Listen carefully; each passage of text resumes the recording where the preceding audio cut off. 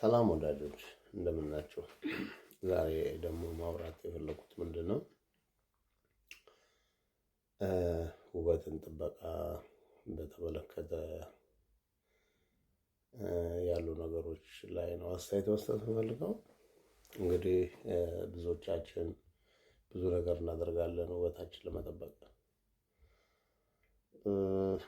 ንቅሳትን እንነቀሳለን፣ ሂና እንሞቃለን፣ ፀጉራችንን እናስተክላለን፣ እናስነቅሳለን። በአካሎቻችን ላይ የተለያዩ ለውጦች ለማድረግ እንሞክራለን። እነኚህ ሁሉ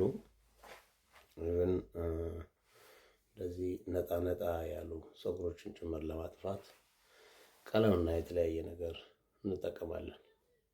ይህ ነገር እውን ጥሩ ነገር ነው ወይ? ይህን በተመለከተ አንድ ነገር ማስተዋል ያለብን ይመስለናል። መጀመሪያ ፍጡር መሆናችንን ማመን አለብን። ልክም ነው፣ ምንም አማራጭ የለውም። አንተ ራስህን እስካልፈጠርክ ድረስ የፈጠረህ አካል አለ ማለት ነው። ማንም ሁን ማን። እኔ ለምሳሌ የፈጠረኝን አምላክ በፍጹም ልቤ አምናለሁ። ፍጹምም ስህተት የለውም። ነገር ግን እነኚህን የውበት ጥበቃዎች ስናደርግ ምን እያደረግን ነው? ምን እያልን ነው? አምላኬ ሲፈጥረኝ ተሳስተዋል ወይም ያጎደለኝ ነገር አለ ብለን አምላክን በቀጥታ እየተቃወምን ነው ማለት ነው። እነዚህ ጥርጥር የለውም እና ተፈጥሯችን ሊያሳፍረን የሚገባ መሆን የለብንም። መወለድ፣ ሕፃንነት፣ ጉርምስና ሁሉም እነኚህ የተፈጥሮ አንድ አካል ናቸው። ልክ እንደዛ ሁሉ እድሜ ገፋ ሲያደርግ የሚመጡ ብዙ ለውጦችን እነሱን ለማጥፋት መሞከር ከእግዚአብሔር ጋር መጣላት ነው። ልብ በሉ እንጂ በደንብ ማስተዋል ያስፈልጋል። ምን አይነት ሰዎች እንደሆን አንዳንዴ ግራ ራሳችንን እንገባለን፣ ግራ እናጋባለን እንዳለን እኔም እዛ ውስጥ ስላለሁ ነው። በእርግጥ እንደዚህ አይነት ነገር በፍጹም ስለማልደግፍ በፍጹም እጅም ሀሳቤም እንደዚህ አይነት ነገር ውስጥ የለም። ግን በፍጹም አክብሮ የሰራንን እኛ ላይ ስህተት አለ የምንል ከሆነ የተሰራው ነገር ላይ የሆነ ነገሩን ለመለወጥ ሳይሆን ለማበላሸት ነው ማለት ነው እየሄድን ያለነው። ትክክል ማስተዋል አለብን። ሁለተኛ ሌሎች ጉዳቶችም አሏቸው። ለምሳሌ ከፀጉር ጋር በተያያዘ ከንቅሳት ጋር በተያያዘ የሚደረጉ ነገሮች እነኚህ ፕላስቲክ ሰርጀሪ የሚሰሩ የጡት፣ እምብርት፣ አፍንጫ ምናምን የሚሰሩ ነገሮች በሙሉ ሌላ ጉዳት አላቸው። ስለዚህ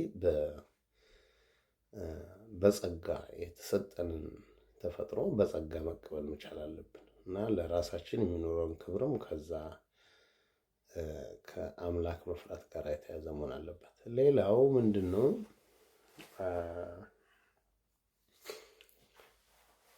ሰዎች ናቸው እንደዚህ አይነት ነገር እኛ ላይ ተጽዕኖ ያሳደሩት። ቆንጆ ያልሆነ የሚል የሆነ አይነት መመዘኛ ያወጡት። ለመሆኑ የቆንጆ መመዘኛ ምንድን ነው? አምላክ ቆንጆ ብሎ የለየው ሰው ነበር እንዴ ሲፈጥር? ቆንጆ አይደለም ብለን የምንለው አይነትስ መመዘኛ ከየት ነው የመጣው? ሰዎች የሆነ ጊዜ ተሰሚነት ያላቸው ሰዎች የራሳቸውን ፍላጎት በሌላው ሰው ላይ በሆነ ጊዜ ይጭኑና ከዛ ባህል አድርገው እንሄዳለን። ለሴቶች የሆነ የቁንጅና መመዘኛ ያለ የሆነ አይነት አካላቸውን እንደዚህ እየተባለ ሌላው ቆንጆ ያልሆነበት ምክንያት ምንድን ነው? ማንም መልስ የለውም። የሚወደው የምትወዳት ሰው ያለሱ ቆንጆ ነው፣ አከተመ። ከዛ በላይም አያስፈልግም። ለሁሉም ሁሉ ቆንጆ ከሆነ ራሱ ሌላ ችግር አለው። እግዚአብሔር በጥበብ ነው የሰራን እና ይህንን ጥበብ በትክክል መቀበል መቻል አለብን እና ራሳችን ላይ እንጫወት።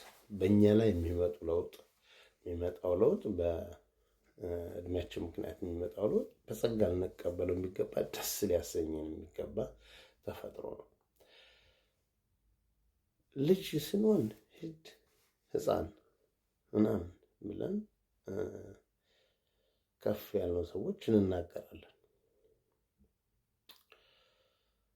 ግን ያንን ጊዜ ያላሳለፍን ይመስል እድሜው ገፋ ያለ ስናይ አሮጌ ከቁዮቹ ጋር ምናምን ብለን ልናጣጥልም እንሞክራለን። እዛም አንደርስ ይመስል ምን አይነት ነግ በኔም ትናንትም በኔ የሚል የለን አይነት ሰዎች ነን እና ከእንደዚህ አይነት ነገር እንውጣ። ይሄ ችግር ስላለብን ነው ወደዛ ራሳችን ለመለወጥ ምናምን የምንለው።